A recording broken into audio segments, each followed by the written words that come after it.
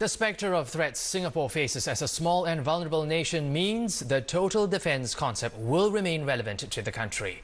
The Defence Ministry says this will continue even as the total defence concept celebrates its 30-year anniversary this year. And while the scope of total defence may be expanded over time, the spirit behind it will remain consistent. Dylan Low has more in this week's Spotlight.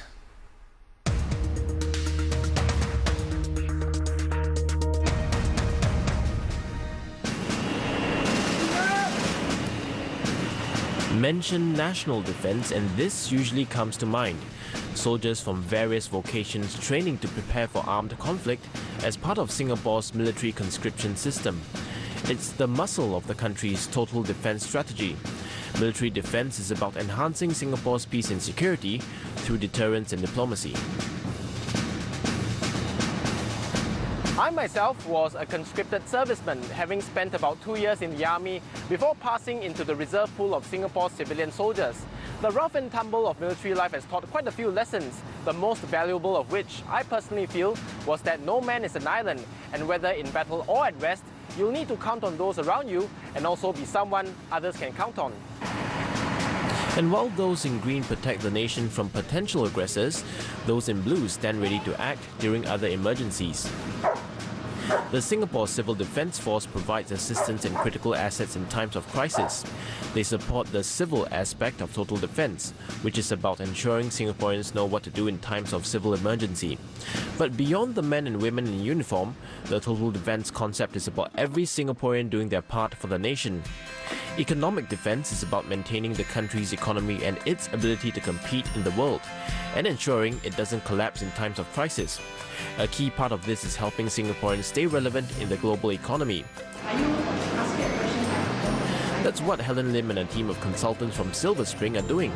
The social enterprise seeks to help displaced workers aged 40 and above rejoin the workforce. Chatter's Cafe is part of their efforts.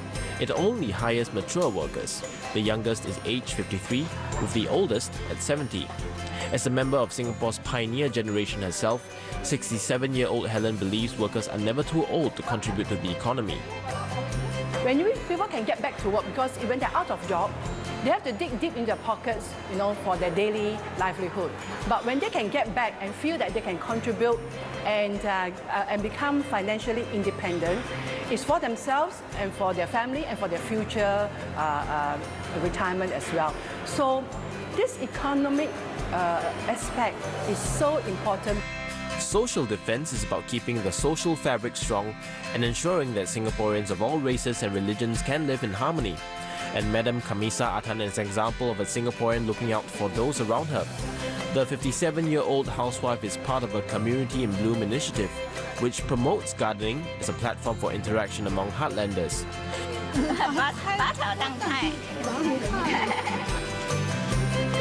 Madam Kamisa joined the program when it began in 2005 and travels all the way from Bukit Panjang to Jurong to meet her friends and exercise her green fingers at a rooftop garden where fruits and vegetables are grown.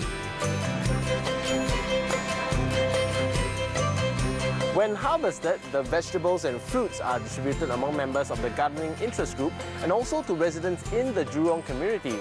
It's a way to give the people living here a stake in building social bonds by partaking in meaningful activities. Some elderly are lonely, and then they come down to the garden, they chit-chat, they sometimes argue about the plants, who can grow better.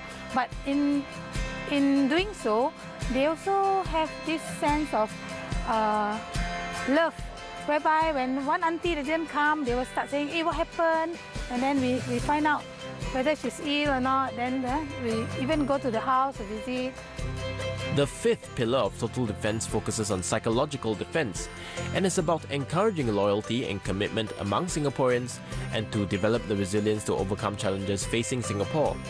One such challenge was thrown to Jeff Cheong when he saw a poll that ranked Singaporeans among the unhappiest and most emotionless people around the world. The 37-year-old advertising firm vice president decided to put his professional skills to good use to combat this perception. He wanted to show that Singaporeans are multi-dimensional individuals.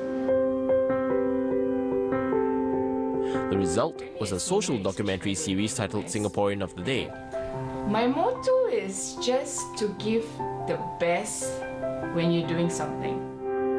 The series profiles Singaporeans with interesting backgrounds and showcase their hopes and dreams.